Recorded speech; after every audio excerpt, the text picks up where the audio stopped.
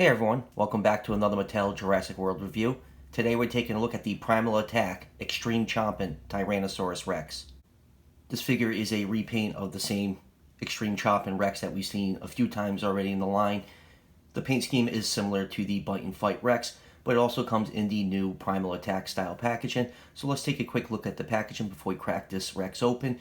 You got your Jurassic World logo up here, you got Owen in blue again, and you got a nice sunset in the background with the paddock fencing, which is very nice. You got a lot of black on the packaging with a red trim and red stripes. And on the top of the packaging, you also have the Jurassic World logo. And spinning it around, you get a nice full art picture of the Extreme Chompin Rex on the back. And up here, it shows you how to use the action feature. But in this picture right here, it seems like the stripes on the prototype for this figure were a lot darker. And then down here in the corner you have a picture of the new figures coming out in the line. You got the Sauropelta, the new green raptor, another blue of course, and the Tapejara.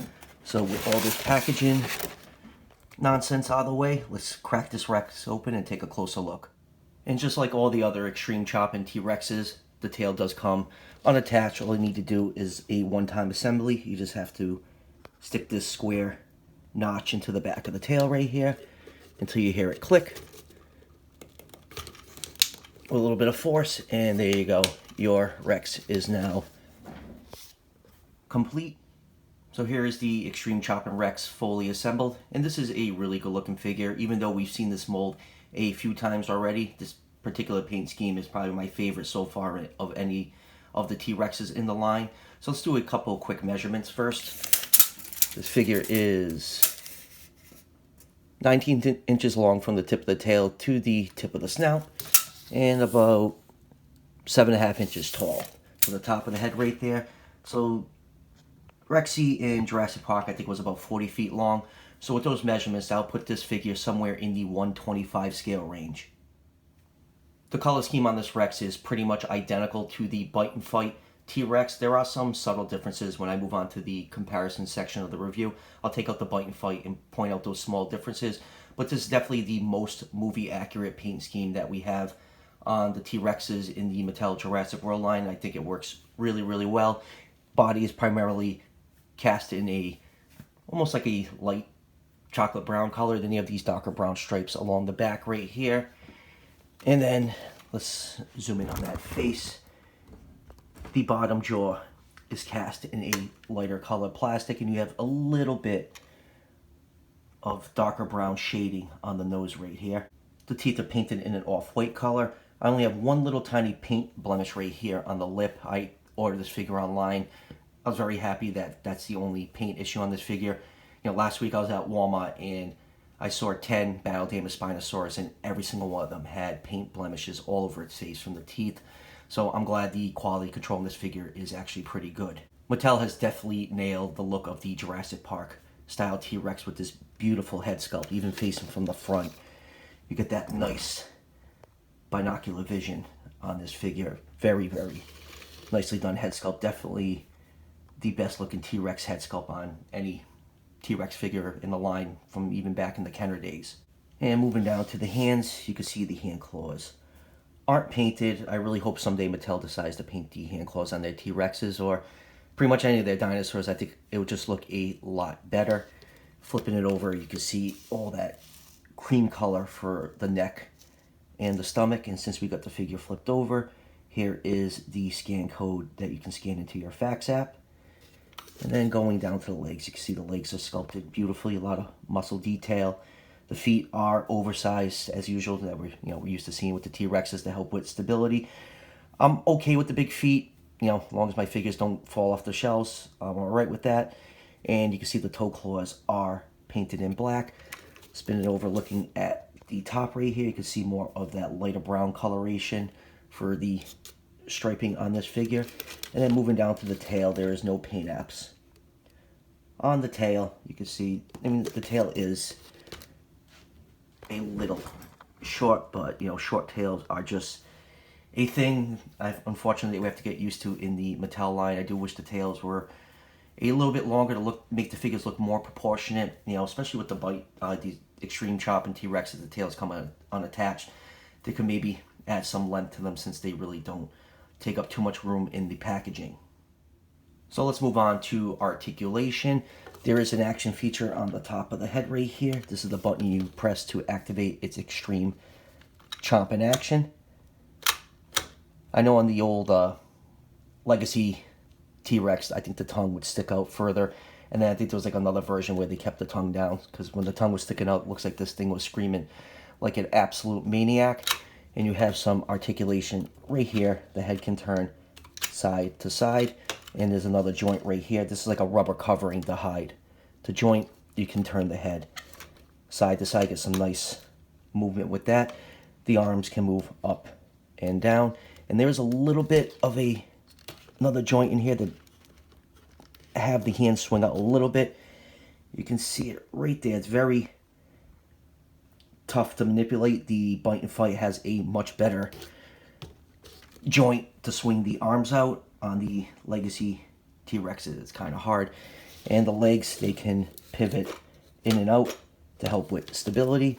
And the legs can move pretty much 360 degrees, and they do lock to keep the figure in their neutral position. And going down to the feet are actually really nice and tight.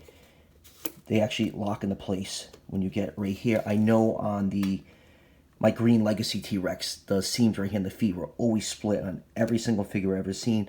So I'm glad the quality control at the feet joint right here is much better. And moving down to the tail can move up and down and side to side, and can also rotate 360 degrees. Alright, let's move on with some comparisons. Here it is with one of the human figures in the line, John Hammond. And here it is with the Bite and Fight T-Rex. And as you can see, the color scheme is pretty much identical between the two figures. On the Bite and Fight, there's a little bit more shading on the head, especially around the eye socket right here. There's a lot more of a darker brown shading, and on the front of the lips. And there's some more shading around this opening right here. That's called the anorbital fenestra. But other than that, the paint schemes are pretty much identical on both these figures. And like I said, this is probably my favorite paint scheme on all the T-Rexes released in the line so far. It is definitely the most movie accurate. And let me just move John over to the side right here. And here's what I was talking about the arm articulation on the extreme Chompin. On the Bite and Fight, they have an actual hinge right here that allows you to swing the arm up. Much easier than to do it on this figure. The joint is just very tough to move. It feels like the arm is going to pop off on it. And here it is with the battle damaged Spinosaurus. And as you can see, the Spinosaurus is much bigger than this Rex. This size T-Rex scales, I think, better with the Spinosaurus than the Bite and Fight. The Bite and Fight is actually bigger than the Spinosaurus. If you want to, recreate that scene from Jurassic Park 3, the Legacy Collection style T-Rex is probably what you want to go with. And here it is with the Indominus Rex. And as you can see, the Indominus absolutely dwarfs this figure. The Legacy style mold is just way too small to scale with the Indominus. The Bite and Fight and Thrash and Throw scale with the Indominus Rex much better. And here it is with the new Attack Pack Callovosaurus. And in the back over here is the green Legacy Collection T-Rex. I just want to show you what I was talking about the quality control and the feet. The feet on this one are much better than the feet are on this Legacy Rex. Let me just move this stuff off to the side quick so I can show you. The feet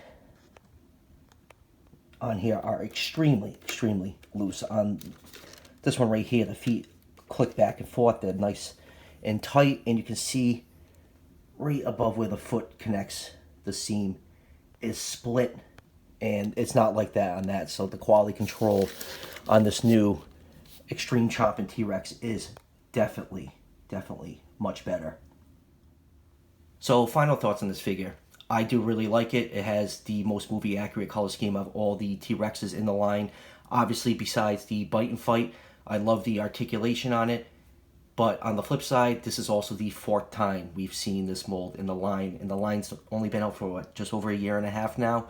So we've had the Brown Legacy Collection T-Rex, the Green Legacy Collection T-Rex, the Battle Damaged T-Rex, and now this Primal Attack T-Rex. They're all the same mold. They're just repaints. So personally, I'm suffering from T-Rex fatigue.